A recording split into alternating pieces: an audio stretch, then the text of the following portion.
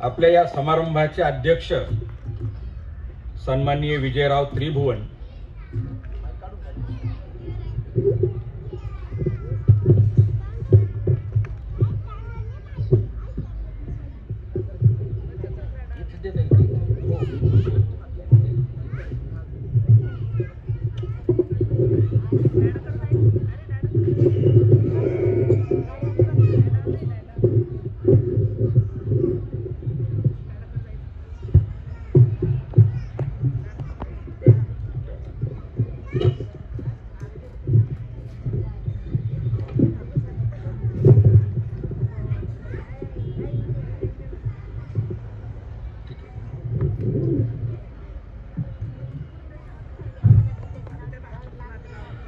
आपल्या या समारंभाचे अध्यक्ष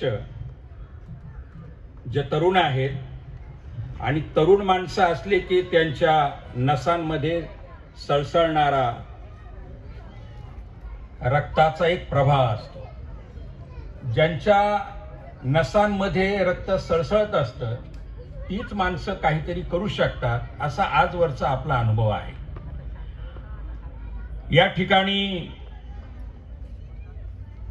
मगाशी गंगावणे साहेबांचं छोटेखानी मनोगत झालं. कोपरे साहेबांनी त्यांनी संघटनेत जे काही कार्य केलेलं आहे त्या संदर्भातले संघटन म्हणजे काय, संघटन कौशल्य म्हणजे काय, या संदर्भात काही सुतोवाच केलं. आहिरे आडनावाचे लोक हुशार असतात असं म्हणतात, मला काय माहिती नाही, पण सूत्रसंचालन नावाची जी गोष्ट आहे तर त्याची एक व्याख्या आहे. सूत्रसंचालक म्हणजे काय तर त्याची एक व्याख्या असते. सूत्रसंचालन करणं म्हणजे बसचा जो कंडक्टर असतो त्या कंडक्टरची भूमिका बजावणं. कोणत्या बस स्टॉपवरती किती वेळ बस थांबेल आणि शेवटचा जो बसचा डेपो आहे तिथं किती वेळ बस थांबेल, अशी भूमिका सूत्रसंचालन करणाऱ्या माणसाला करावी लागते. आणि मग बसमध्ये हर तऱ्हेचे लोक असतात.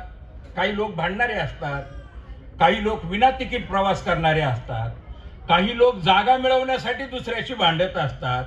ही सगळ्या प्रकारची जी कसरत आहे ती कंडक्टरला सोसावी लागते आणि ते सगळं सोसणं, ती सगळी सहनशीलता ही प्रदीप आयरेंकडे असल्यामुळे जवळपास मी पाहतोय की ते 1.5 पावणे 2 तास ते सूत्रसंचालन करतायत आणि नेटकं करतायत. तिसरी महत्वाची गोष्ट की हा जो समारंभ आहे, ह्या समारंभाकडे प्रास्ताविकाच्या निमित्ताने जेव्हा मी विचार करायला लागलो तेव्हा काही गोष्टी माझ्या अशा लक्षात आल्या की आपल्या समाजामध्ये जे जे काही न्यूनत्व आहे ते न्यूनत्व बाजूला काढून, म्हणजे नकारात्मकता बाजूला काढून सकारात्मक विचार करण्याची एक स्वतःमध्येच प्रेरणा या संघटनांच्या पदाधिकाऱ्यांमध्ये मला पाहायला मिळते. मित्रांनो, मी तुम्हाला आवर्जून सांगू शकेल की डॉक्टर बाबासाहेब आंबेडकरांनी या बौद्ध समाजाला जे जे काही दिलेलं आहे त्यामध्ये एक महत्वाचा गुण त्यांनी आपल्या भाषणामधून दिलेला आहे. बाबासाहेब असं म्हटले होते की बौद्ध समाजातील प्रत्येक माणसाने आपल्या कमाईचा 20वा हिस्सा हा समाजाच्या हितासाठी दिला पाहिजे. हा जो 20वा टक्का आहे, हा 20वा भाग सामाजिक कार्याला देण्याची कुवत, क्षमता ही इथं जमलेल्या लोकांमध्ये आहे. आणि म्हणून मी या संघटनेनं ती प्रेरणा त्यांच्यामध्ये रुजवल्याबद्दल या संघटनेचं कौतुक करतो. दुसरी गोष्ट अशी आहे की काही गोष्टी आपल्याला अनुभवाने प्राप्त होतात आणि त्या अनुभवानेच आपल्यामध्ये स्वभावतः त्या रुजत जातात. 2005-06 मध्ये नाशिकमध्ये सलग 13 महिने आपण व्याख्यानमाला घेतली होती कोपरे साहेब, सलग 13 महिने. या 13 महिन्यांमध्ये राष्ट्रभरातील व्याख्याते, राष्ट्रभरातील अभ्यासक आपण नाशिकमध्ये बोलवले होते आणि ज्यावेळेस हे चालू होतं त्यावेळेस माझंही वय हे विजय इतकंच होतं. आजूबाजूला प्रचंड मोठमोठे पुढारी होते, परंतु एकाही पुढाऱ्याच्या दारामध्ये पाणी न घालता न भरता माझ्याच वयाची काही माणसं त्या काळामध्ये, म्हणजे आज जवळपास 20 वर्ष झाली, आज मी 60चा आहे, म्हणजे 40 वर्ष वय होतं. 40व्या वर्षामध्ये नंतर अशी घटना झाली की माझ्या आयुष्यामध्ये मी पाहिलेलं आहे या समाजाचं दानत्व, की मुणगेकर नावाचे एक मोठे कुलगुरू असलेले पाहुणे आम्ही बोलवलेले होते, दिल्लीवरून आले होते, तेव्हा ते नियोजन आयोगाचे सदस्य होते. आणि मी त्यावेळेस असं सुतोवाच केलं की आपण मला 7 लाख रुपये दिलेले आहेत. 7 लाख रुपये दिलेले होते. गजबीये नावाचे कमिशनर होते तेव्हा. परंतु माझ्याकडचे पैसे संपलेले आहेत. बाबासाहेबांनी आपला रेहनसेन पासून, त्यांनी वापरणारा पेन पासून, जेवणापासून तर बोलण्याच्या रंगापर्यंत, इथिक्स पासून तर मॅनर्स पाळण्यापर्यंत अनेक गोष्टी आपल्याला शिकवलेल्या आहेत त्यांच्या वर्तनामधून. आंबेडकरी समाजाच्या प्रत्येक माणसाने जे काही करायचं असेल, जे काही, ते दर्जेदारच असलं पाहिजे. दर्जाहीन जर ते होत असेल ते करण्याची आवश्यकताच नाही. तुमच्या कोणी मागे लागलेलं नाहीये तुम्ही व्याख्यानं ठेवा म्हणून. तुमच्या कोणीच मागे लागलेलं नाहीये तुम्ही संघटना स्थापन करा, जागा विकत घ्या, मंगल कार्यालय स्थापा, कोणी नाही लागलेलं. ही ज्या ज्या माणसाला त्याच्या मनामध्ये खाज निर्माण होते ना, तोच खाजव खाजव करतो आणि तोच त्याच्या संघटना निर्माण करतो. आणि मग ज्याला खाज आहे त्यांनी खाजवणं सुद्धा ना, हे आर्टिफिशियलच त्याचं खाजवणं असलं पाहिजे. मी 4 पावलं चाललेलो आहे, हे का चाललो त्याचं उत्तर देखील चालणाऱ्याकडे असलं पाहिजे. एवढं महत्वाच्या बाबी बाबासाहेबांनी आपल्याला सांगितलेल्या आहे. मगाशी आपले अध्यक्ष म्हटले की आयरे सर सारखे सारखे घड्याळाकडे पाहत होते. बरोबर आहे ते यासाठी बरोबर आहे. मी 30 वर्ष अध्यापन केलेलं आहे आणि 40 वर्ष लोक शिक्षक म्हणून महाराष्ट्रभर फिरतो आहे. मी मानसशास्त्राचा काही अंश अभ्यास केलेला आहे. मानसशास्त्र असं सांगतं की प्रत्येक माणसाचं अवधान बोलणाऱ्या माणसाकडे, शिक्षकाकडे, बौद्धचार्याकडे, वक्त्याकडे फक्त 4 सेकंद असतात. अध्यक्ष साहेब, प्रत्येक 4 सेकंदाला तो माणूस आपल्या आजूबाजूला फिरून येतो. प्रत्येक 4 सेकंदाला. इथं बसलेली माणसं देखील प्रत्येक 4 सेकंदाला फिरून आलेली आहेत. जेव्हा आपण भाषण करत होतो, जेव्हा आपण वेगवेगळ्या प्रकारचे इथे ऍक्टिव्हिटीज करत होतो,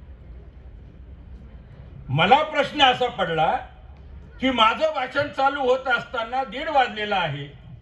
आज रविवारचा दिवस आहे. काही लोकांना 4 सेकंदानंतर संडेला काय असतं त्याची आठवण येऊन गेलेली असेल. काही लोकांना तिकडे तवल्या वगैरे शिजलेल्या दिसत आहेत, एक कटाक्ष तिकडे गेलेला असेल. असं वेगवेगळ्या माणसांच्या मनामध्ये प्रत्येक 4 सेकंदाला काहीतरी येऊन गेलेला आहे. आणि जो शिक्षक असतो, जो लोक शिक्षक असतो, मग त्याला काही कला कराव्या लागतात. इथं आमचे भीमराव मोकळ बसलेले आहेत, शिक्षक होते ते. प्राचार्य रखमाजी सुपारी आलेले आहेत, शिक्षक आहे. शिक्षक काय करतो मग की जेव्हा असा उन्हाळपणा सुरू होतो प्रत्येक 4 सेकंदाला, मग शिक्षक काय करतो, तो फळ्यावरती काहीतरी चित्र काढतो, फळ्यावरती काहीतरी अक्षर गिरवतो, मध्येच एखादी कथा सांगतो, मध्येच एखादा विनोद सांगतो आणि सारखं ते अवधान आपल्याकडे खेचण्याचा प्रयत्न करत असतो. मी ठरवून आलो होतो अध्यक्ष महोदय की मला 2 तास बोलायचं कोपरगावला, पण तुम्ही माझा 1 तास खाऊन टाकला. त्या 1 तासाचं वेगळं मानधन तुम्हाला मला द्यावं लागणार आहे. त्याचं कारण असं आहे की कोपरगावच्या जवळ असलेलं वेळापूर माझी सासूरवाडी आहे. आणि मग सासूरवाडीला आल्यानंतर काहीतरी माझ्याकडून दिलं पाहिजे ना मी. आणि म्हणून उशीर जरी झालेला असला तरी काही प्रश्न मी तुम्हाला देऊन टाकणार आहे. ते प्रश्न असे देणार आहेत की आपल्याकडे भाषणाचं प्रमाण अधिक आहे, ते स्वभावतः आहे. आपल्याकडे बोलणं अधिक असल्यामुळे, बोलण्याला संधी कमी असल्यामुळे प्रत्येक माणसाला व्यक्त व्हायचं आहे आणि ते काही चूक नाही. एकदा संगमनेरला मी गेलो होतो आणि संगमनेरला गेल्यानंतर माझं एकट्याचं व्याख्यान आहे असं त्यांनी मला सांगितलेलं होतं. पण मी जेव्हा तिथे गेलो तेव्हा लक्षात असं आलं की मी जेव्हा चालत येत होतो तेव्हा स्टेजवरती जवळपास अशोकराव 30 ते 32 माणसं स्टेजवर बसलेले होते. माझ्या पोटातच गोळा उठला. मी त्यांना म्हटलं, यांचे मला काही सत्कार करायचा आहे का? त्याने नाही. म्हटलं, हे एवढे लोक एखाद्या राजकीय पार्टीचे अधिवेशन सारखे का बसलेत? ते भाषण करायला आलेले आहेत. ते आता रात्रीचे 7:30 वाजलेले, मला वेळ दिलेली होती 7ची आणि 7:30ला हे अख्खं स्टेज भरलेलं आहे. आणि मग मी म्हटलं, मग माझं भाषण कधी पहाटे 4 वाजता का? त्याने नाही. आपल्याकडे माझ्याकडे एक जमल गोटा आहे, 76 वर्षाचा म्हातारा होता, 76 वर्षाचा. माझ्याकडे एक जमाल गोटा आहे म्हणे सर. मग ते स्टेजवरती गेले आणि त्यांनी सगळ्यांची नावं घेतली आणि ते म्हटले की ह्या सगळ्या लोकांना मनोगत व्यक्त करायची आहेत, त्यांची आपल्याकडे सन्मानाने नावं आलेली आहेत. हे सगळे जे आलेले आहेत ते आपले सन्माननीय मान्यवर आहेत, पण आपण एक भाषण ठेवलेलं आहे आणि हे भाषण ठेवायचं या मान्यवरांनीच हे नाव सुचवलेलं आहे. त्यामुळे आता पहिलं जे भाषण होणार आहे त्या भाषणातलं एकही शब्द एकही वाक्य न उच्चारता भाषण होणार असेल तर ते 2 नंबरचं होईल. पहिलं आणि दुसऱ्याने जे बोललेलं आहे ते जर तिसरं बोलणार नसेल तर त्यांनी भाषण करायचं आहे. आणि तिसरा, पहिला दुसरा तिसरा बोलेल ते चौथ्याने बोलायचं नाही. 2 मनोगत झाली 5-5 मिनिटाची आणि बाकीचे 34 लोक आपापल्या स्वयंस्फूर्तीने खाली उठले आणि समोर जाऊन बसले. मला आज याचा आनंद झाला की इथं देखील 2च भाषणं झाले आणि आपल्या अध्यक्षांना त्यांच्या संघटनेबद्दल खरोखर तळमळीनं बोलत होते ते, परंतु वेळेअभावी ते थांबलेलं आहे. पुढे जेव्हा येईल तेव्हा मी श्रोत्यांमध्ये बसलेलो असेल आणि फक्त अध्यक्षांचं भाषण ऐकायला येईल. मित्रांनो, आपण आपल्याला एक प्रश्न विचारून घेऊ. आज पहिल्यांदा मी विचारतो, तुम्ही शेवटापर्यंत त्याचा विचार करा आणि तुम्हा स्वतःलाच त्याचं उत्तर देऊन टाका. आपल्याला एक प्रश्न विचारायचा, बौद्ध होणं म्हणजे काय होणं? एवढाच एक विचार करा. बौद्ध होणं म्हणजे काय होणं? त्याला लागूनचा दुसरा प्रश्न आहे, माणूस आयुष्यभर बुद्ध असतो का? एवढे 2 प्रश्न. बुद्ध होणं म्हणजे काय होणं आणि माणूस, प्रत्येक माणूस जो स्वतःला म्हणतोय बुद्ध आहे, मी बुद्धिस्ट आहे असं म्हणतोय, त्याने दुसरा एक प्रश्न स्वतःला विचारायचा की बुद्ध हा आयुष्यभर असतो का? आपल्यामधला बुद्ध किंवा बुद्ध होणं हे आयुष्यभर असतं का? हे 2 प्रश्नांची उत्तरं आपण आपल्यालाच द्या. समजा शेवटी एखाद्या दुसऱ्याने जर मला विचारलं तर मी त्याच्या कानात सांगेन बुद्ध आयुष्यभर होणं म्हणजे नेमकं काय असतं ते. आज संविधान दिन आहे. 26 जानेवारी 2024ला या भारताच्या संविधानाला 75 वय सुरू झालं आणि आजच्या दिवशी या संघटनेचा वर्धापन दिन आहे 11वा. या दिवशी आता 75 वर्ष बरोबर झालेली आहे. आपला जो संविधानाचा सरनामा आहे, ज्याला आपण प्रास्ताविक म्हणतो, ज्याला आपण प्रियांबल म्हणतो, या सरनाम्यामध्ये एक ढोबळपणाने आपल्याला 4 भाग पाहायला मिळतात त्या सरनाम्यामध्ये. पहिला भाग आहे तो म्हणजे आम्ही लोक. हे आम्ही लोक म्हणजे कोणते लोक? तर या भारतात राहणारे, भारताचं नागरिकत्व स्वीकारलेले ते आम्ही लोक. दुसरा भाग काय आहे? तर या संविधानामध्ये जी वचनं दिलेली आहेत, जी मूल्य रचना दिलेली आहे, त्या मूल्य रचनेच्या निमित्तानं काही संज्ञा तिथं टिपलेल्या आहेत. मग बंधुता असेल, निरपेक्षता असेल, ह्या संज्ञा त्यामध्ये आहेत. तिसरा जो भाग आहे तो म्हणजे हे जे आम्ही लोक म्हणताय, या आम्ही लोकांची कर्तव्य काय आहे, त्यांनी वर्तन कसं ठेवलं पाहिजे या संदर्भात. आणि चौथा भाग आहे की या देशाची सत्ता, या देशाचं शासन ज्यांच्याकडे आहे किंवा जे सरकार चालवत आहेत त्यांची कर्तव्य काय आहेत, हे 4 बाबी आपल्याला सरनाम्यामध्ये पाहायला मिळतात. मी संविधानावर भाषण करायला न आल्यामुळे त्या खोलात आपण जायचं नाही, पण आजचा तो दिवस आहे तो महत्वाचा आहे. संविधान लिहित असताना 2 गोष्टी घडत होत्या. एका बाजूला संविधान लेखनाचं काम डॉक्टर बाबासाहेब आंबेडकर करत होते आणि दुसऱ्या बाजूला त्यांच्या मनामध्ये घोळत असलेला, चिंतनाच्या पातळीवर असलेला बुद्ध अँड हिज धम्म या ग्रंथाचं लेखनाचं काम चाललेलं होतं. आणि मग आपल्या असं लक्षात येतं की संविधानामधले काही जे शब्द आहेत ते शब्द जसे संविधानामध्ये दिसतात तेच शब्द आपल्याला बुद्ध अँड हिज धम्मामध्ये पाहायला मिळतात. कारण दोन्हीही विचार एकाच वेळी चाललेले आहेत. यातलाच आणखी एक भावुक मुद्दा असा आहे की ज्या वेळेस संविधानाचं लेखन चाललेलं होतं त्यावेळेस बाबासाहेबांना जे 3 आजार होते त्यापैकी आणखी एक आजार होता आणि त्या आजाराचा भाग म्हणून, परिणाम म्हणून बाबासाहेबांच्या बेंबीच्या जवळ एक लिंबा एवढी गाठ आलेली होती. उभे राहिले तरी ती गाठ दुखायची, खुर्चीवरती बसले तरी ती गाठ दुखायची, परंतु संविधान तर पूर्ण करायचं होतं आणि मग ते संविधानाचं लेखन करता यावं म्हणून त्यांनी एक आराम खुर्ची सारखी खुर्ची बनवून घेतली होती. जर आपण कधी पुण्याच्या गोखले इन्स्टिट्यूट मध्ये गेलात तर तिथं आपल्याला ती खुर्ची पाहायला मिळते. तशीच खुर्ची आपल्याला दिल्लीमध्ये पाहायला मिळते, वस्तू संग्रहालयामध्ये. ही जी खुर्ची आहे ही यासाठी बाबासाहेबांनी बनवून घेतलेली होती की माझ्याकडून त्या लिंबा एवढ्या गाठीच्या ज्या वेदना आहेत त्या सहन करण्याची क्षमता किमान आराम खुर्ची सारखी जर खुर्ची असेल तर मला लिहिताना होणार नाही. आता हे सांगण्याचं कारण काय? हे सांगण्याचं कारण असं आहे की आपल्याला छोटासा फोड जरी झाला तरी तो स्वस्थ बसू देत नाही.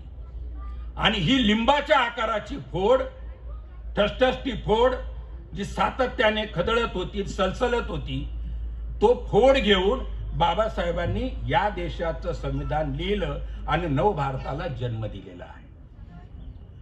म्हणून जो संविधानाचा दिवस आहे तो आपल्यासाठी गंभीर आहे. जेव्हा जेव्हा बाबासाहेबांच्या निमित्ताने आपण बोलतो, त्यांनी जे सांगितलेलं आहे त्या निमित्ताने आपण काही कर्तव्य करतो, कार्य करतो, ते गांभीर्यानेच असलं पाहिजे. मगाशी कोणीतरी म्हटलं की नमो तस्स आणि काय, हे एवढा जर मूर्खपणा आपले लोक करत असतील तर ते बाबासाहेबांच्या नावावरती मुतण्यासारखं आहे. बाबासाहेब ही अतिशय गंभीर गोष्ट आहे. ही यासाठी गंभीर गोष्ट आहे की लहानपणी असताना ते घरी आल्यावरती एकदा रामजी सपकाळांना म्हटले, बाबा मला त्या शाळेच्या रूम मध्ये, खोलीमध्ये का येऊ दिलं जात नाही? खिडकीच्या समोर मी ताटकळत उभा असतो. जेव्हा मला तहान लागलेली असते, मला पाण्या वाचून माझी तहान भागलेली नसते, तेव्हा जर शिपाई नसेल तर मला कोणीही पाणी देत नाही. असं का होत आहे? अनेक प्रश्नांची उत्तरं मला येत असताना देखील शाळेतला मास्तर, शाळेतला गुरुजी मला प्रश्न का विचारत नाही? असे असंख्य प्रश्न जेव्हा लहानपणीचा भीमराव विचारायचा तेव्हा रामजी सपकाळ असं म्हटले होते की हे जे सगळं आहे हे बदलण्यासाठीच तुला शिकायचं आहे. असे जे डॉक्टर बाबासाहेब आंबेडकर आहेत की ज्यांना त्यावेळी $850 नोकरी मिळत होती. कधी? तेव्हा $850. आज डॉलरची किंमत आहे 70-75च्या आसपास. तेव्हा ती मोठ्या पदाची, राजदरबाराची नोकरी सोडून ते भारतात आले. त्यामुळे बाबासाहेब गंभीरच घेतले पाहिजे. 1935 ला 3 मुलांचं निधन झाल्यानंतर रमाबाई गेल्यावर डसडसा रडणारे बाबासाहेब, चिवर अंगावर घेतलेले बाबासाहेब पनवेलच्या आश्रमामध्ये, ते बाबासाहेब जर आपण समजून घेतले की बाबासाहेब आपल्याला गंभीरच घ्यावे लागते. बाबासाहेब गंभीर यासाठी घ्यायचे आहेत की कोणीतरी 1,500 रुपये देतो आणि बाबासाहेबांनी सांगितलेलं एक मत आणि एक मूल्य मी 1,500 रुपयात विकून टाकतो, तेव्हा बाबासाहेब आठवायचे, कारण बाबासाहेब गंभीरच घेतले पाहिजे. कुठल्या तरी एखाद्या धाब्यावर बसायचं, 200-500 रुपयाची दारू प्यायची आणि त्याच्यात आपलं मत विकून टाकायचं. जे साहस करून तुम्हाला दिलेलं आहे ते विकून टाकतो आपण. काही मोर्चांमधले आपल्या परिसरातले लोक मला मुंबईला भेटलेले होते. ते बसमध्ये आलेले होते. 500 रुपये रोज होता. सकाळी चहा होता, नाश्ता होता, दुपारचं जेवण होतं. मी म्हटलं इकडे काय करतायत? हे सगळं मिळालं म्हणे, म्हणून आलो या मोर्चात. आणि मोर्चातले लोक तुमच्या विरुद्धचे घोषणा मागत होते. म्हणजे माझा विरोधक कोण हे जेव्हा समजत नसेल तर आपण बाबासाहेब गांभीर्यानेच घेतला पाहिजे. अख्खं बाबासाहेबांचं आयुष्य हे गांभीर्याचंच आहे. असं म्हणतात की बाबासाहेबांच्या राजगृहामध्ये, बाबासाहेबांच्या दिल्लीच्या निवासस्थानामध्ये खिडकीवरती जिथं जागा मिळेल तिथं बाबासाहेबांनी रायटिंग पॅड ठेवलेले होते. सेकंद किंवा मिनिटाचा जरी वेळ मिळाला तरी बाबासाहेब लिहित होते. आणि ते लिहित होते म्हणूनच त्यांच्या नावावरती 23 ग्रंथ आहेत. 23 ग्रंथ आहेत. आणि ह्या 23 ग्रंथांपैकी प्रत्येक ग्रंथाला नोबेल पुरस्कार द्यावा असे ते ग्रंथ आहे, कारण त्या ग्रंथांच्या केंद्रवर्ती माणूस नावाचा भाग आहे. पण इथल्या देशाने त्यांना मरणोत्तर भारतरत्न द्यायला एवढा उशीर केला. त्यांना नोबेल पारितोषिक कसं मिळणार? आणि म्हणून बाबासाहेबांच्या नावाने जी कृती करायची असेल ती कृती ही कन्स्ट्रक्टिव्ह झाली पाहिजे. आणि ती कन्स्ट्रक्टिव्ह जर व्हायची असेल विजयराव, तर मगाशी मी तुमच्याशी चर्चा करत होतो. नाशिकमध्ये आम्ही काही मित्र एकत्र आलो 1995 ला. कॉन्ट्रीब्युशन केलं, काही लोकांनी फंड काढले. आज आमच्या मालकीची 4 मजली इमारत आहे. या 4 मजली इमारतीमध्ये एक मजला हा ग्रंथांसाठी आहे. जवळपास 22,000 ग्रंथ आमच्याकडे आहे. आम्ही फार अभिमानाने सांगतो, पण लज्जेने हे पण पाहतो की वाचायला माणसंच येत नाही. वाचायला माणसं येत नाही. बाबासाहेबांचं चरित्र 23 खंडांचं आहे. 23 खंडांचं आहे. महाविद्यालयामध्ये असताना मी 12 खंड वाचले एम ए ला असताना. बाकीचे खंड नंतर मिळत गेले, नंतर प्रकाशित होत गेले. पण मी आज असं पाहतो की माझ्या घरात असलेली माझी जी व्यक्तिगत लायब्ररी आहे त्या लायब्ररीकडे क्वचित माझी 2 नंबरची मुलगी फिरते. काही संदर्भासाठी मला विचारते की राहुरी विद्यापीठामध्ये PhD करते म्हणून. बाकीचे दोघेही तिकडे फिरकत नाही. मग मीच विचार करायला लागलो की हा जो सगळा बदलता भारत आहे, हा बदलता भारत आहे, जागतिकी नंतरचा भारत आहे, मुक्त अर्थव्यवस्थेनंतरचा भारत आहे. या भारताने आपल्याला जे काही वेगवेगळं दिलेलं आहे ते इतकं वेगळं दिलेलं आहे की आता तुम्ही जर ऍप वरती गेले मोबाईलच्या आणि त्याला म्हटलं की मला एक कथा लिहायची आहे, कादंबरी लिहायची आहे, आणि तुम्ही विषय सांगितला की लगेच कथा तुमच्या पुढे टाईप होऊन. मग एवढं प्रगत आपण झालेलो असताना आता बाबासाहेबांचे 23 ग्रंथ आणि बाबासाहेबांचे चरित्रात्मक असलेले 23 ग्रंथ हे वाचायचे कोणी? आणि 1 महिन्या 2 महिन्यापासून मी विचार करायला लागलो आणि माझ्या PhDच्या निमित्ताने मी जे बाबासाहेब लिहिलेले होते ते बाबासाहेब संक्षिप्त करत एक 125 पानांचं बाबासाहेबांचं चरित्र लिहून झाले. ते काम चालू आहे आता मराठी आणि इंग्लिशमध्ये दोन्ही भाषेत ते येईल. कमी पेजेसचं यासाठी की उद्या कोणत्याही MPSC UPSCच्या किंवा स्पर्धा परीक्षेच्या विद्यार्थ्याला जर बाबासाहेब सणावळीनुसार जर समजून घ्यायचे असतील, त्यांच्या चळवळी समजून घ्यायच्या असतील, तर त्यांनी ते 125 पानं जर वाचली तर त्याला अख्खा बाबासाहेब समजून घेणं सोयीचं होईल. म्हणून त्याला नावच देऊन टाकलेलं आहे बाबासाहेब समजून घेताना. हे मी आपल्याशी तळमळीनं यासाठी बोलतो आहे, इथं मगाशी त्रिभुवनांनी आपल्या संघटनेचं प्रास्ताविकाच्या निमित्ताने कार्य सांगितलं. विजयराव तळमळीनं बोलत होते. जोपर्यंत आपण कन्स्ट्रक्टिव्ह काम करत नाही तोपर्यंत ते जे काम आहे त्यातून इतरांना प्रेरणा घेता येत नाही. आणि मग ते प्रेरणा देण्याचं मोठं काम तुम्ही करतात. मगाशी जे 3.5 गुंठे आणि 4.5 गुंठे असा उल्लेख तुम्ही 5.5 गुंठे, ती 5.5 गुंठे जागा या संघटनेच्या मालकीची कशी होईल? 5 वर्ष जयंत्या साजऱ्या केल्या नाही तरी चालतील. बाबासाहेबांनी एक ठिकाणी असं म्हटलेलं आहे की मूर्तीपूजेला माझा विरोध आहे. जयंत्या केल्यामुळे आपल्यातली जी अस्मिता आहे, आपल्यातला जो स्वाभिमान आहे, आपलं बाबासाहेब नावाचं जे प्रतीक आहे ते आपल्या समोर येतं. आपल्याला प्रेरणा मिळते, आपल्याला जागृती मिळते, आपण सजग होतो, सगळं बरोबर. पण जोपर्यंत कन्स्ट्रक्टिव्ह काम उभं राहत नाही तोपर्यंत आपल्याला पुढची कन्स्ट्रक्टिव्ह वर्ग तयार करता येत नाही. उदाहरणार्थ आजचा जो माहोल आहे, हा माहोल बौद्ध लोक नाही तर आंबेडकर, बुद्ध, कबीर, तुकाराम आणि छत्रपती शिवाजी महाराजांच्या विचारांच्या विपरीत परिस्थितीत घेऊन जातो आहे. या सगळ्या महापुरुषांना आताची जी प्रस्थापित व्यवस्था आहे, मग ती राजकीय असेल, धार्मिक असेल किंवा RSSने निर्माण केलेली हिंदू सांस्कृतिक राष्ट्रवादाच्या निमित्तानं असेल, ते सगळं या विचारांच्या विपरीत काम चाललेलं आहे. RSSचे 60,000 शाखा भारतामध्ये आहेत. किती? 60,000 शाखा.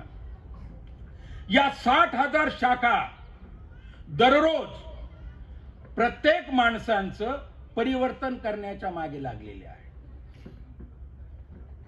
तुमचा चेहरा पाहिला की त्यांना कळतं तुम्ही जय भीम आहे. त्यांनी अभ्यास केलेला आहे तेवढा. एक 10-12 दिवसापूर्वी आपले सगळे बौद्धाचार्य मगाशी पंचशील त्रिशरण घेत होते. माझे ज्येष्ठ मित्र आहेत, 72-73 वर्षाचे आहेत. नाशिक रोड मध्ये पुरुषोत्तम इंग्लिश स्कूल नावाची एक शाळा आहे.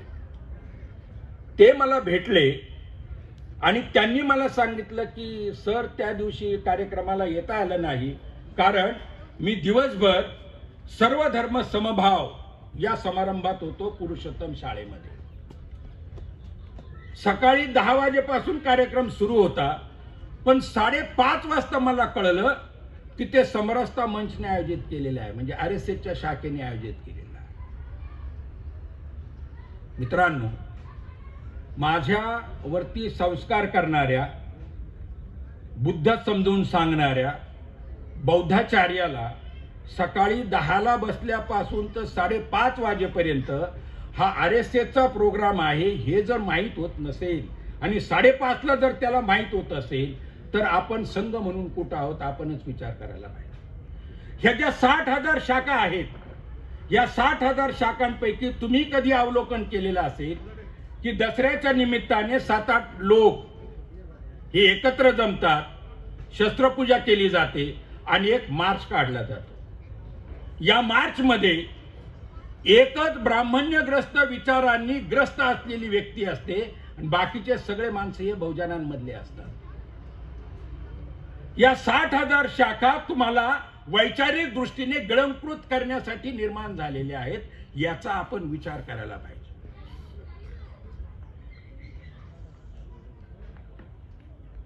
RSSच्या शाखेमध्ये नागपूरला जाऊ देत नाही, मध्ये जाऊ देत नाही.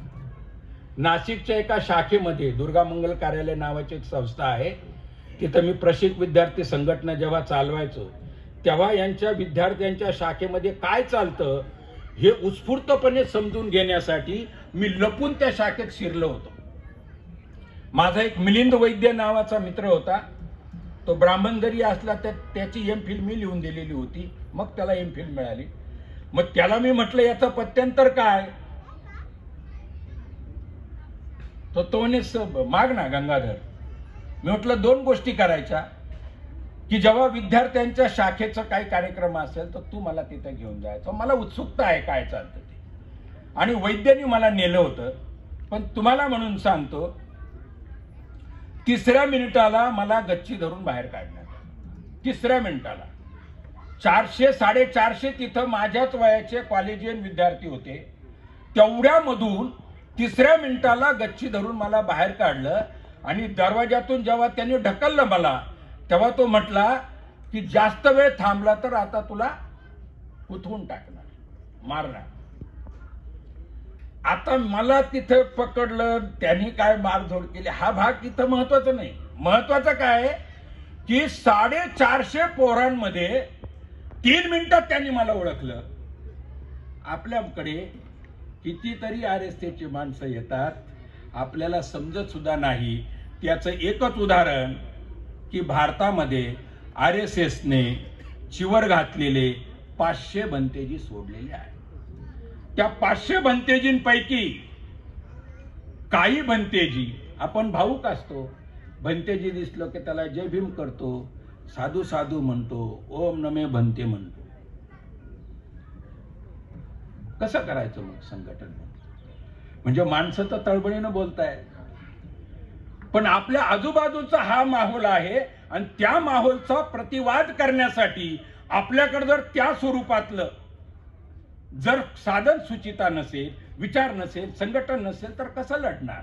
इतिहास असं सांगतो की ज्याही युद्धामध्ये ज्या माणसांची शस्त्र ही आधुनिक असतात तोच माणूस युद्ध जिंकत असतो.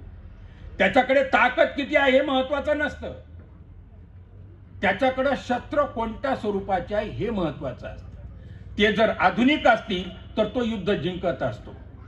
बाबासाहेबांचं क्रांती आणि प्रतिक्रांती नावाचं जर पुस्तक वाचलं, त्यात 4.5 पानं छत्रपती शिवाजी महाराजांवरती त्यांनी लिहिलेले आहे. आणि सातत्याने शिवाजी महाराजांचा आमचा राजा असा उल्लेख करतात ते. आणि ते म्हणतात की जर संत तुकारामासारखे जर संत इथं झाले नसते तर छत्रपती शिवाजी महाराज घडला नसता. शिवाजी महाराजांच्या नव्हे तर इथं जेवढे युद्ध झाले, जेवढ्या लढाया झालेल्या आहेत, आपण छाती ठोकपणे सांगितलं पाहिजे की त्या लढाईच्या प्रसंगी सैनिकांच्या एकदम पुढे राजाचं चिन्ह घेऊन चालणार आहे. ते चिन्ह माहिती का आपल्याला? त्याचं धरून चालतात आणि गोल गादी सारखं असतं बघा, त्याच्यावरती त्या राजाचा सिंबॉल असतो. ते चिन्ह घेऊन चालणारे जे लोक आहेत ते कोण आहे? जय शिवाजी जय भवानी म्हणणारे नाही आहेत, ते आहेत महार लोक. हे जे महार लोक आहेत यांचं आडनाव होतं ढालकर. हे ढालकरचा अप्रभव झाला आणि ढालकरचं ढाले झालं तो राजा ढाले. ह्या राजा ढालेचे बापजादे ते ढालकरी होते. असे काही ठिकाणी ढालकरी हे या बौद्ध समाजातले लोक आहेत. हे बाबासाहेबांना इतिहास माहित होता आणि म्हणून ते छत्रपती वारंवार वाचायचे. आणि जेव्हाही कोकणामध्ये जायचे तेव्हा त्यांचा मुक्काम किल्ल्यावरतीच असायचा. त्यातला फक्त एक प्रसंग मी सांगणार आहे. 1927ला महाडचा संघर्ष झाला, आपल्या सगळ्यांना माहिती आहे. मनुस्मृती जाळली, काय लोकांना हे सगळं माहिती, मी नव्याने सांगण्याची गरज नाही. परंतु पहिल्यांदा जेव्हा बाबासाहेब महाडला गेले आणि महाडची परिषद आटोपली, परिषद आटोपल्यानंतर कार्यकर्त्यांनी विचारलं की आपण सरळ मुंबईला जायचं का मुक्कामाला? तेव्हा बाबासाहेब म्हटले नाही, कोकणात आल्यावरती छत्रपतींना भेट दिल्याशिवाय मुंबईला मागं परतणं बरं नाही. आणि मग रायगडावरती ते मुक्कामाला गेले. रात्रीची वेळ होती. रात्री कधीतरी आजच्या 11-12 वाजता ते पोहोचले आणि पोहोचल्यानंतर एका खोलीमध्ये ते आणि त्यांच्या सोबतचा एक कार्यकर्ता तिथं झोपले. बाकीचे 3-4 कार्यकर्ते होते ते बाजूच्या खोलीमध्ये झोपलेले होते. आणि एकदम मध्यरात्री 2:30-3 वाजता त्या खोलीला असलेली जी खिडकी आहे त्या खिडकीमधून बाहेर एक उभा असलेला माणूस दगड मारत होता. दुसरा तिसरा दगड बाबासाहेबांच्या बाजूला खिडकीच्या जवळ झोपलेला जो माणूस होता कार्यकर्ता त्याला तो दगड लागला आणि मग तो उठला. त्याने भांबवून इकडे तिकडे पाहिलं. खिडकीकडे पाहिल्यानंतर त्याच्या लक्षात आलं की त्या खिडकीमध्ये काळा कभिन्न असा माणूस राक्षसासारखा दिसणारा उभा होता. हा कार्यकर्ता घाबरला आणि घाबरल्यानंतर त्याने विचारलं की काय. तेव्हा त्या बाहेर असलेल्या माणसाने अंगोली निर्देश केला, बोटाने सांगितलं की तू बाहेर ये. याच्या मनात सारखं यायला लागलं की आता बाबासाहेब इथं आहेत, बाबासाहेबांचं काय होईल. धडधडत्या छातीनं हा कार्यकर्ता बाहेर गेला आणि बाहेर गेल्यानंतर जो बाहेरचा माणूस आहे त्याने पुन्हा पूर्वेच्या दिशेकडे बोट केलं. त्या पूर्वेकडे या कार्यकर्त्यांनी पाहिलं तर पूर्वेकडे एक 5-25 माणसं एक ढणढणते जे शेकोटी केलेली होती त्याच्या आजूबाजूला सगळे बसलेले होते. काळे कुळकुळीत दिसणारे, केस पिंजारलेले आणि प्रत्येकाच्या हातामध्ये भालाबरशी होती. उघडे धस्स अंगाने होते आणि प्रत्येकाच्या खांद्यावरती आपण ज्याला आज घोंगडी म्हणतो त्या घोंगडीसारखं वस्त्र होतं. सगळ्यांनी लोंगट्याच घातलेल्या होत्या. असे विचित्र दिसणारे, काळेकुळे असणारे, धिप्पाड देहाचे माणसं पाहून हा कार्यकर्ता प्रचंड घाबरला आणि मग त्या लोकांकडे तो माणूस घेऊन गेला आणि तिथे गेल्यानंतर बाबासाहेबांच्या कार्यकर्त्याने म्हटला की एक प्रकांड पंडित असलेला माणूस अहोरात्र गरिबांसाठी फिरतो आहे, दलित वंचितांसाठी फिरतो आहे आणि तो झोपलेला असताना तुम्ही एवढ्या मोठ्या संख्येने इथं का आलेला आहात. तेव्हा त्या बसलेल्यांमधला एक म्हातारा उठला आणि त्या म्हाताऱ्याने सांगितलं की आम्ही ह्या मावळ प्रांतातील वेगवेगळ्या पाड्यांवरून आलेलो आहे. आम्हाला अशी खबर मिळालेली आहे की जेव्हा बाबासाहेब इथं भाषण करत होते तेव्हा त्यांना जीवे मारण्याची धमकी कोणीतरी दिलेली आहे आणि कोणीतरी त्यांना जीव मारणार आहे. त्यांना आपण वाचवलं पाहिजे आणि त्यांचं संरक्षण करण्यासाठी इथं आम्ही आलेलो आहे. आता ही काळीकुळी असलेली कोण माणसं, यांचा कधी पेपरात फोटो आहे का? नाही. यांची कुठं नावं आहे का? काही माहिती नाही. म्हणजे जसं छत्रपती शिवाजी महाराजांसाठी 18 पगड जातीतली माणसं लढत होती तशीच बाबासाहेबांच्या चळवळीचा उद्धार होण्यासाठी, तिचं उन्नयन होण्यासाठी वेगवेगळ्या प्रांतातली सामान्य माणसं झगडत होती. मला विजयराव म्हणत होते, अरुणराव म्हणत होते की संघटनेच्या निमित्ताने बोला. बाबासाहेबांनी विलायतेवरून ते 21ला आले, पुन्हा गेले, पुन्हा 23ला आले, 1923ला आणि 1924ला बाबासाहेबांनी भारतात आल्यावरती बहिष्कृत हितकारणी नावाची एक संघटना निर्माण केली. बाबासाहेबांच्या आयुष्यातली ही पहिली संघटना आहे. या संघटनेचे उद्देश किती आहेत? 30 आहेत. ते 30 उद्देश मी सांगणार नाही, त्यातले मी 4 उद्देश सांगणार आहे. पहिला उद्देश असा आहे की जोही माणूस जातपात मानणार नाही असा कोणत्याही जातीचा माणूस या संस्थेचा सभासद होईल. पहिला उद्देश. दुसरा उद्देश असा होता की या संघटनेचे सगळे हिशेब तिशेब तपासण्यासाठी नामवंत वकिलाची नेमणूक केलेली आहे, जो स्वतः सीएचा अभ्यास केलेला माणूस आहे. 2 म्हणजे हिशेब तिशेब व्यवस्थित झाले पाहिजे यासाठी. नंबर 3, या संस्थेचं सभासदत्व जोही स्वीकारेल त्याला या संस्थेच्या वतीनं शैक्षणिक आणि वैचारिक दृष्टिकोनातून निर्माण होणारे सगळे उपक्रम हे त्याला बांधील असतील. आणि नंबर 4 की कोणतंही कार्य करत असताना मी मतभेद पाळणार नाही असे त्याला ग्वाही द्यावी लागेल. आता ह्या 30 पैकी आपण 4चा विचार करू. हे 4 उद्दिष्ट बाबासाहेबांनी आपल्याला दिले. त्या उद्दिष्टांच्या अनुरूप त्यांनी वेगवेगळे पुढे उपक्रम केले. पहिला उपक्रम काय आहे? 24ला निर्माण झाल्यावरती पहिला उपक्रम महार सत्याग्रह आहे आणि त्यानंतरचे सत्याग्रह हे सगळे त्याच संघटनेने केलेले आहे. तोपर्यंत बाबासाहेबांनी दुसरा कोणताही पक्ष संघटना काढलेली नव्हती. आणि मग जे बाबासाहेब म्हणतायत की कोणत्याही जातीचा माणूस या संघटनेचा आजीव मेंबर होईल. आज आपण आपल्याला प्रश्न विचारला पाहिजे की जो प्रश्न बाबासाहेबांनी आपल्यासाठी खुला ठेवल्याने पुस्तक ठेवलं, पुस्तक निर्माण केलं. काय नाव आहे त्या पुस्तकाचं? ॲनिलेशन ऑफ कास्ट. मराठीमध्ये त्याला आपण म्हणतो जातींचं विध्वंसन किंवा जातींचं निर्मूलन. म्हणजे जात नष्ट करण्यासाठी बाबासाहेबांनी ग्रंथ लिहिला. आणि मग मला आठवायला लागलं की आता 10-12 वर्षापूर्वी कोपरेजी की नाशिकमध्ये एक अधिकारी आले जाधव नावाचे. आणि जाधव नावाचे अधिकारी आले.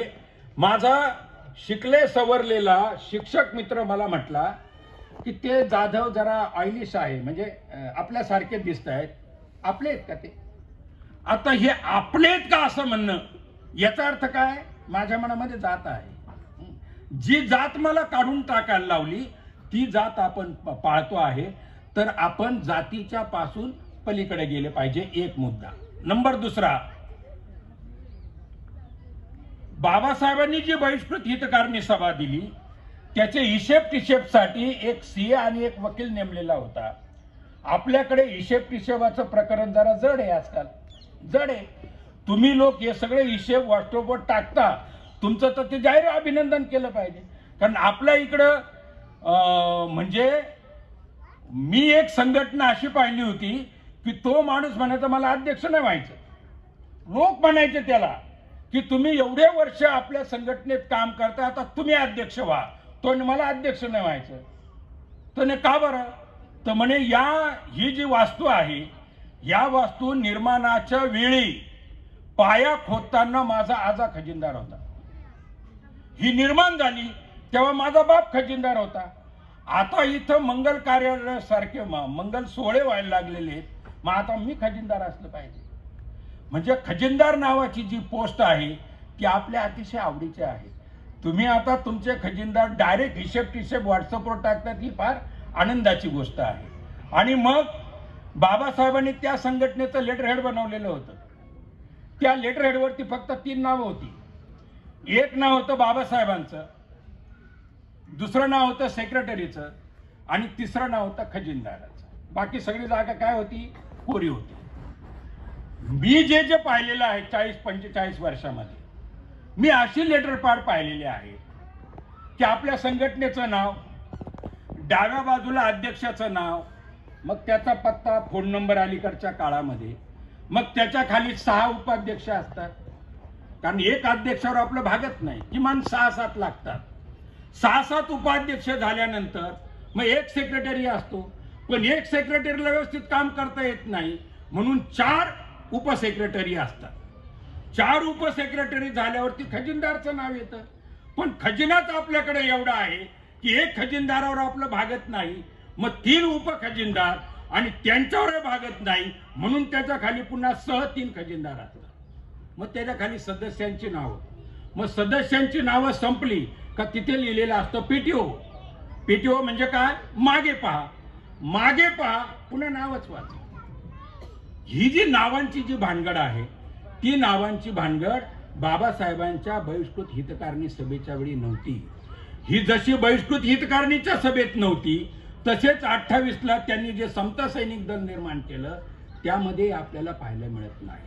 म्हणून अधिकाधिक स्वरूपामध्ये मी नसलो तरी चालेल पण हे काम चालायला पाहिजे असा जेव्हा आपला स्वभाव तयार होतो तेव्हा त्या संघटनेचं काम अविरतपणे व्यवस्थित चालायला सुरुवात होते.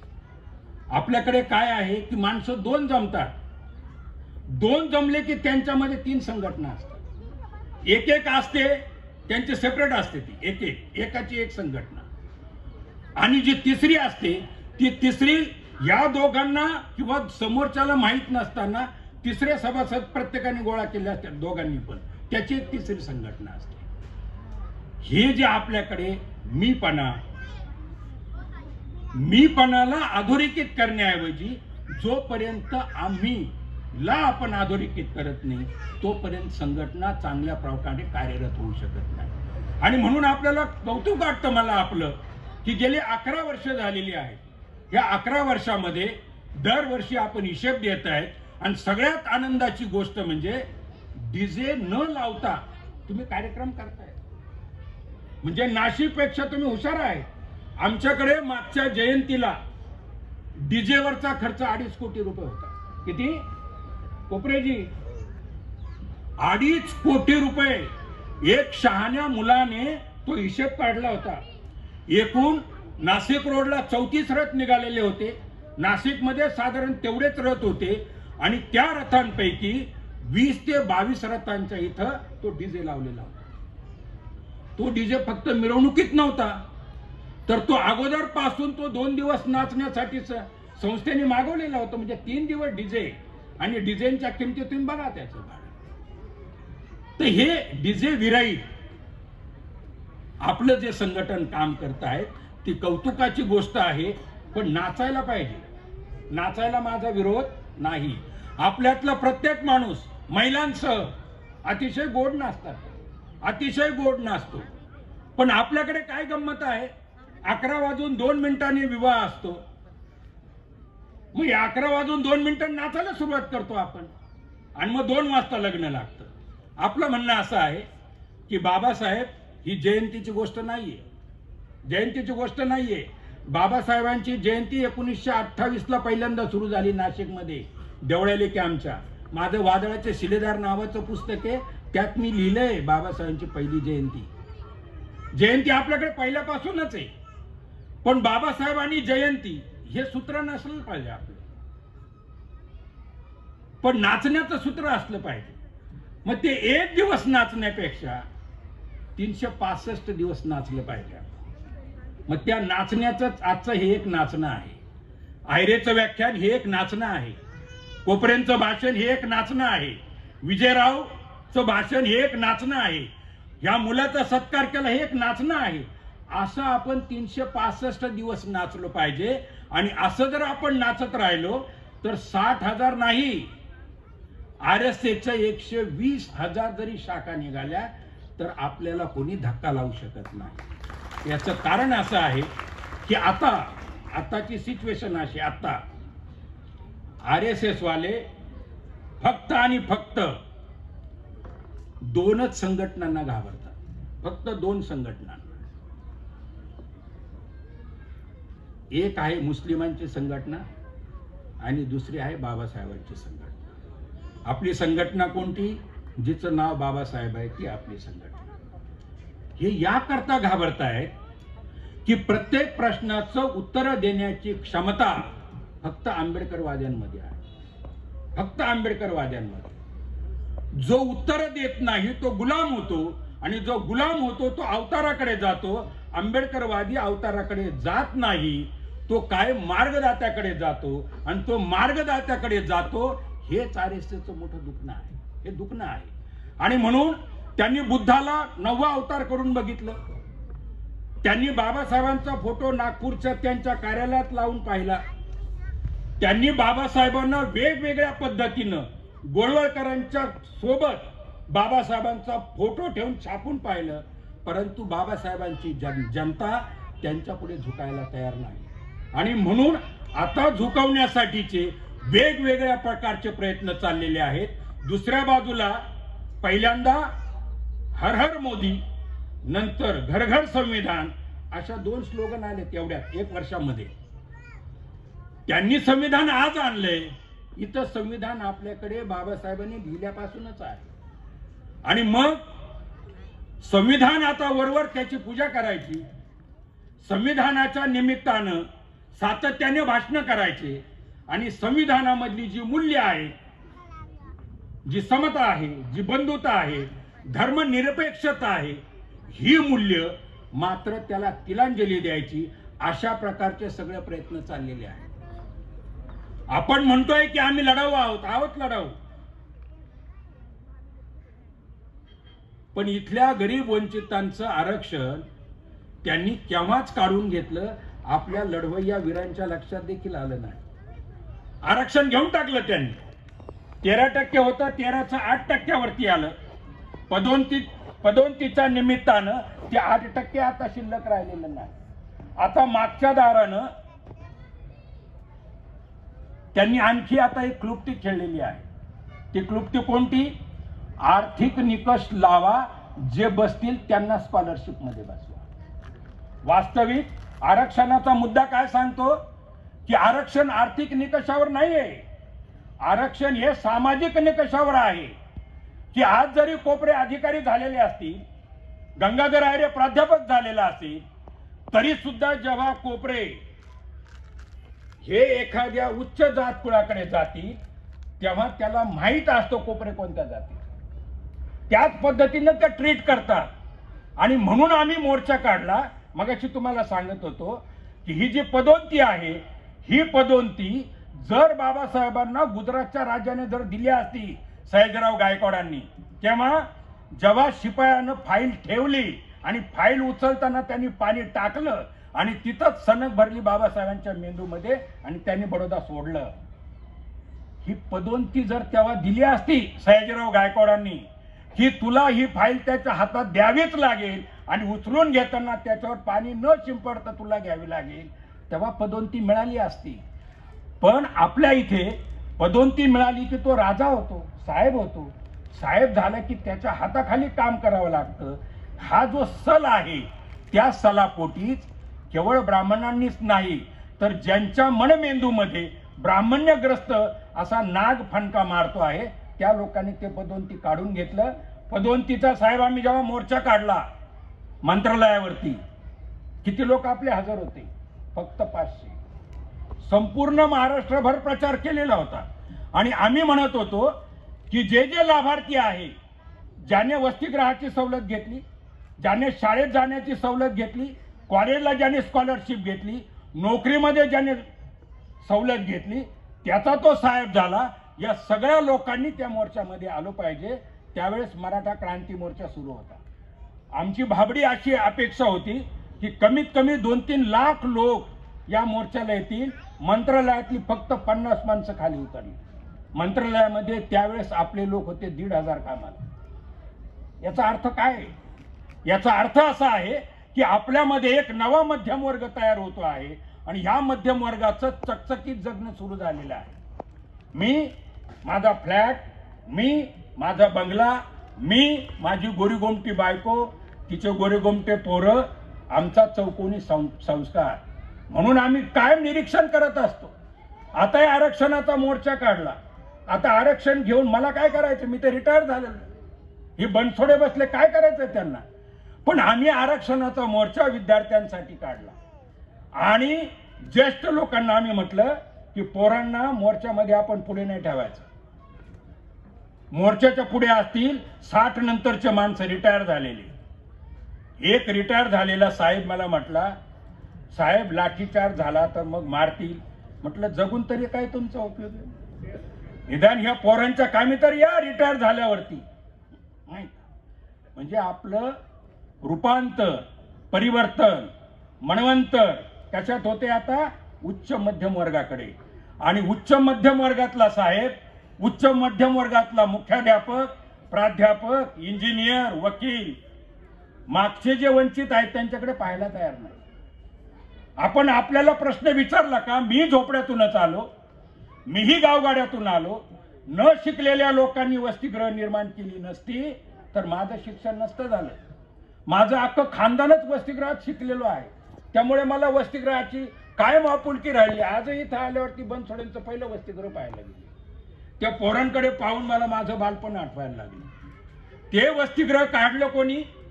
तुमच्या इथलं उदाहरण द्यायचं झालं तर केपी बनसोडेंनी काढलं. किती पगार मिळत होता बनसोडेला माहितीये का? 60 रुपये. तो कधी मिळायचा? 6 महिन्यांनी मिळायचा.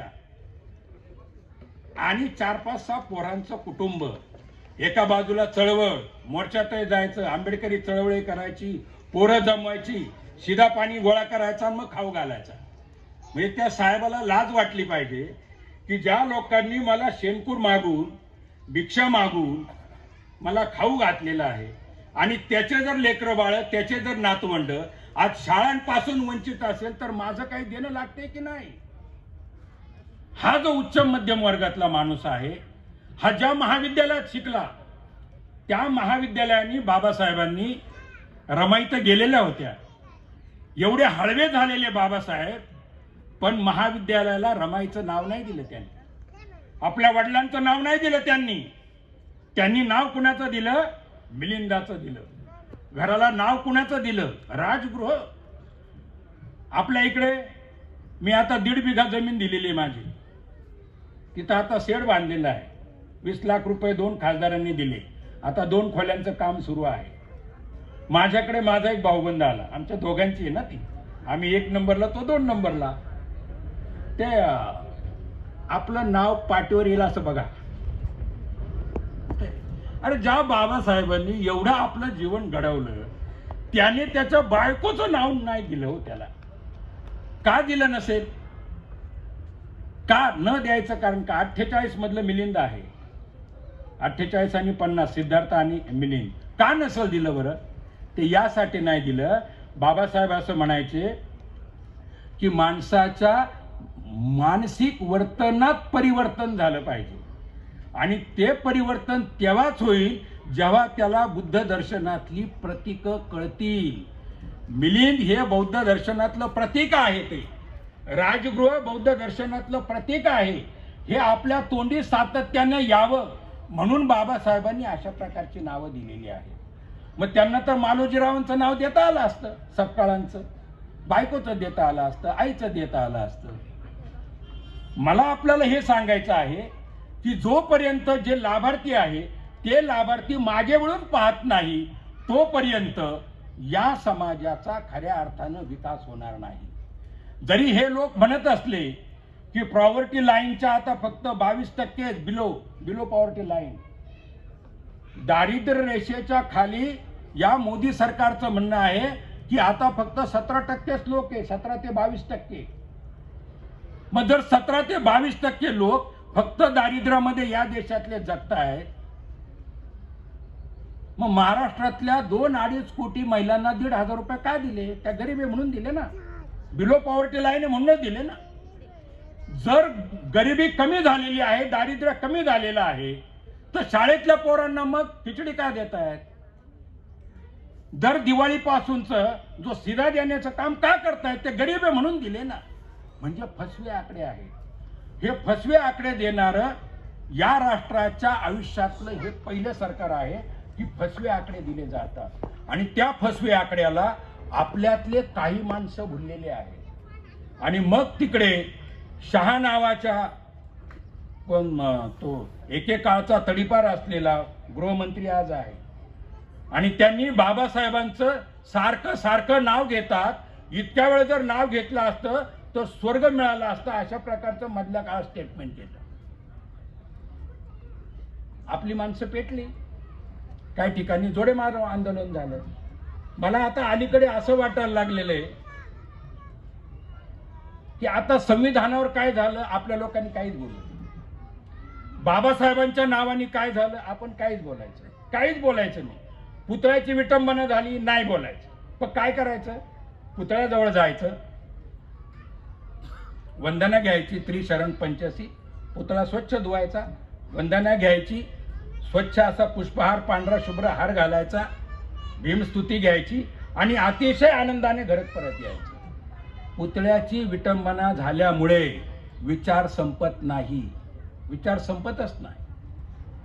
आपलं म्हणणं असं आहे की जर नवभारताचं संविधान बाबासाहेबांनी लिहिलेलं आहे तर त्या नवभारताचे नागरिक फक्त आपणच आहे का? आपल्याशिवाय इतरांना करू द्या, मग काय दोष घालायचा आहे. पण मग त्याचा अर्थ असा निघत राहिलाय की बाबासाहेबांचं काही झालं की ही जनता येते ना रस्त्यावर, मला काय घेणं देणं पडलंय. मला असं म्हणायचं, बाबासाहेब आपल्या जातीचे नाही, ते आपल्या जातीचे आहे म्हणून आम्हाला महत्वाचे वाटत नाही. ते या देशाचे आहे, या देशाचे घडवणारे आहेत म्हणून बाबासाहेब महत्वाचे आहेत ना. आपण त्यांना वाटून घेण्याचं काय अर्थ नाही. बाबासाहेब कोण थे, देश के बाप थे, कशा करता बाबा. ज्या आता घोषणा द्यायच्या आहेत, जे जे आता संविधानाच्या निमित्तानं पहिलं इलेक्शन ज्यांनी जिंकलं त्यांना घेऊ द्या ना संविधान डोक्यावरती, त्यांचं पण आहे ना ते. आणि म्हणून या असे बारीक सारीक ज्या छोट्या खाणी ज्या सभा असतात त्या सभांमध्येच खऱ्या अर्थानं अशा प्रकारचं आदान प्रदान होत असतं. ही आदान प्रदान करण्याची क्षमता अशा प्रामाणिक संघटनांमध्ये असतात. त्या प्रामाणिक संघटनेच्या निमित्ताने आज आपण मला इथं बोलवलं. आणि एकदा बुद्ध असे आनंदाला म्हटले होते की बुद्धांची धम्मदेशना चाललेली होती, प्रवचन चाललेलं होतं आणि 2 लोक आले आणि बुद्ध आजच्या भाषेमध्ये 1.5-2 तास बुद्ध बोलत होते. आणि मग आनंद आले आणि आनंद बुद्धाला म्हटले की भंते 2 लोक आलेले आहेत आणि त्यांना दीक्षा घ्यायची आहे. ते केव्हाचे 2 तासापासून ताटकळत आहे. बुद्ध असं म्हटले की माझं प्रवचन चालू असताना तू त्यांना घेऊन का आला नाही. नाही म्हणे, तुमचं प्रवचनामध्ये बाधा कशाला. म्हणून ते पहिल्यांदा आले पण तेव्हा नुकतंच सुरू झालं होतं तुमचं प्रवचन. म्हणे 2 तास थांबले. म्हणे हो 2 घडी थांबले ते. आता असं कर, दीक्षेपेक्षा त्यांना भोजनाची गरज आहे. त्यांना आधी भोजन दे, भोजन दिल्यावरती दीक्षा दे. आपणही भोजन घ्या. हा दीक्षेचा कार्यक्रम भरपूर झाला. आपण मला एवढ्या वेळ ऐकलं त्याबद्दल मी दिलगिरी व्यक्त करतो. इथे थांबतो. धन्यवाद. जय भीम.